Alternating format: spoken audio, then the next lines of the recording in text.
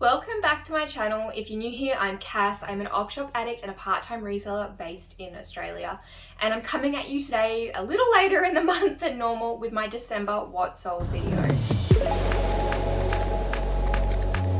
As always, starting with some headline numbers. As I expected, December sales were a little lower. It tends to be the way for me. I've noticed over the 4 years I've been reselling, particularly because I sell secondhand clothing. It's not the most sought after item around Christmas. Sales tend to take a bit of a dip in December and then recover in January.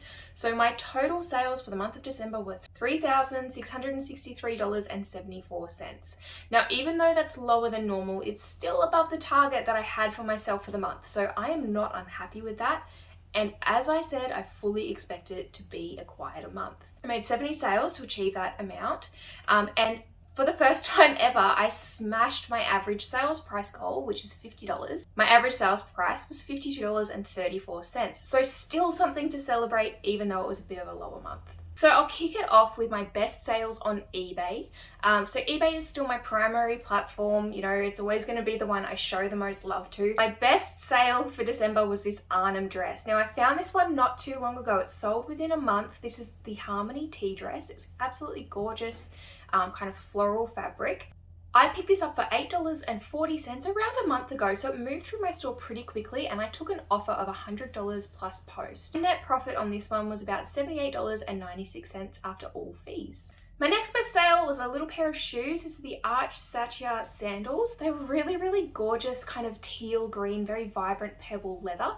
I had these for about 4.5 months before they sold, and I originally paid $5.93 for them. These were actually a full price sale, which, you know, most of my sales do come from offer, but I'm always happy for a full price sale. This sold for $89.95 plus post. So I came away with $67.61 after all fees paid. The next item I picked up during my trip to Gatton, I'll link the video here if you haven't watched that thrift haul, but it was this really cool pair of white label Nobit pants. If you're in Australia, that's one to look out for. They've got some sort of out there designs, but there is a bit of a following for the brand. So if you see white label Nobit in op shops and it's for decent price, consider picking it up, checking out comps on eBay.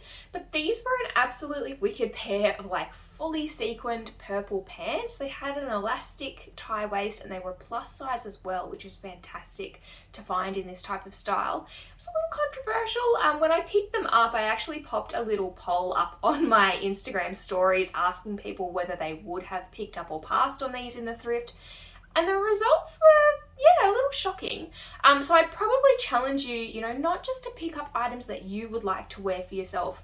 There are plenty of people with plenty of styles out there, so even if something's a little odd to you, doesn't mean that someone's not gonna love it. These ones cost me $8.52, and I took an offer on these of $85 plus post. They sold within 1.5 months, so it was a really quick turnaround on these, and I made a profit of $56.71, so a really, really decent flip for that pair of pants. Another full price sale, this Zimmermann skirt. Now for Zimmermann, it was pretty basic. It was just a black pencil skirt. It did have the thigh split in it, but still a decent turnaround. I paid $7.75 for this about a month before it sold, and it was a sale of $69.95 plus post, leaving me with $53.38. Now I finally had a win with Lula Soul. I've talked about before how it's really hit and miss for me with this brand. You can watch where I found this here at the $10 designer event. So this was the Lula Soul Badara dress. Absolutely stunning pattern, the embroidery and the colors. I kind of knew when I saw it that this had to be it for this brand. This was a sure thing, right? And I was totally right. This was another full price sale, so this was $69.95 back in my pocket. I'd originally paid $8.67 for this one, leaving me with $51.20 after all fees and post were paid.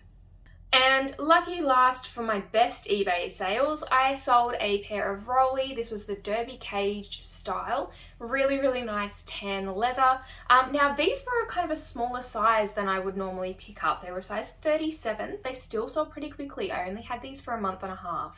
I originally paid $8.52 for these. I believe these come from Gatton Lifeline as well. So if you go back and watch that haul, you might actually see those. I can't remember whether they're in the video. And I took an offer on these of $65 plus post, and I came away with $48.25. Now, my two worst sales for December, and I am pleased to report that even though these were my worst sales, I didn't take any losses in December this time. So if you watch some of my earlier What Solds, I talk about selling things at a loss when I'm doing low starting bid auctions and the other benefits that has for my store. I'll link that one here if you want to check it out. But thankfully, my 2 worst sales for December still made me a profit, even if it might only have been a small one. So I'm going to start off with this Dangerfield dress. This is a really pretty yellow broderie on glaze or eyelet cotton lace dress.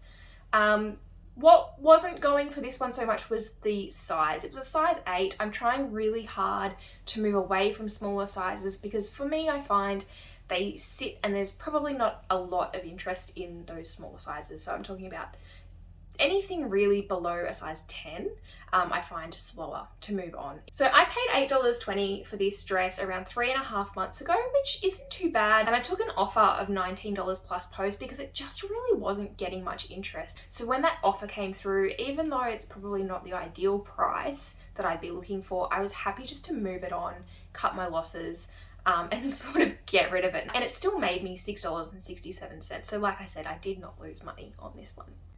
The other one of my worst sales that I'll show you is this Metallicus dress. This was actually quite nice. It was like a heavy viscose knit, had a roll neck. It was very much like a 60s mod style dress. And Metallicus is not a bad brand. They're kind of like a higher end mall brand, I suppose, almost kind of lower end designer in Australia. But this one, for whatever reason, this sat around. This I had in my store before it sold for like 15 months, so more than a year.